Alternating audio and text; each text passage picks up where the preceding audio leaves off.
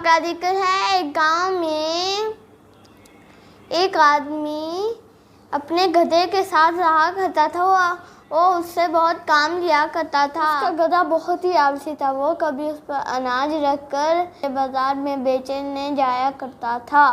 एक दिन वो शहर में जाकर कई दिन सब्जियां बेचा करता था। सब्जी बेचने बाजार गया तो उसके दोस्त ने उसको बताया कि शहर में नमक की बहुत मांग है। उसने कहा चलो ठीक है, कल मैं नमक लेके आऊँगा।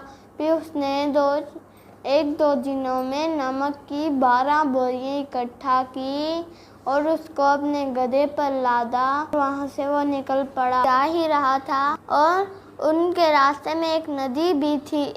गधे का पाँव नदी में फिसला और वो जैसे ही नदी में गिरा और सारा नमक नदी के पानी में घुल गया। और गधा जैसे ही नदी से बाहर निकला तो उसने कहा, अरे वाह, ये नदी तो जादुई है। मैंने इसमें गिरो क्या? ये ट्रिक तो मेरे काम आएगी कल भी। इससे तो आज मेरी आधी छुट्टी बन गई। फिर वो मालिक उसको वापस घर ले गया और कल भी गधे ने ऐसा ही किया और मालिक समझ गया कि अब इसको सबक सिखाना ही पड़ेगा। अगले दिन वो उसको गधे पर 8 बोरियां लाद कर लेकर चला गया।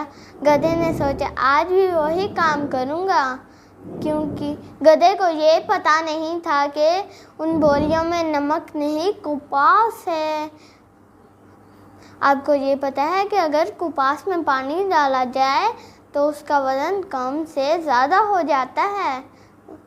फिर उसने फिर वैसे ही बैठ गया और उसका वज़न कम के बजाय ज़्यादा हो गया। वो बड़ी मुश्किल से नदी से बाहर गया और उसके मालिक ने उससे कहा, बेटे आज तुझे इस कपास को बाज़ार तक पहुंचाकर वापस घर भी आना है। गधे को उसकी शरारत की सज़ा मिली। तो दोस्तों आज की हमारी वीडियो खत्म है। अगर आपने हमारे चैनल को सब्सक्राइब, लाइक एंड शेयर नहीं किया तो जल्दी से कर दें। मिलेंगे अगली वीडियो में, तब तक अपना ख्याल रखिएगा। Bye bye.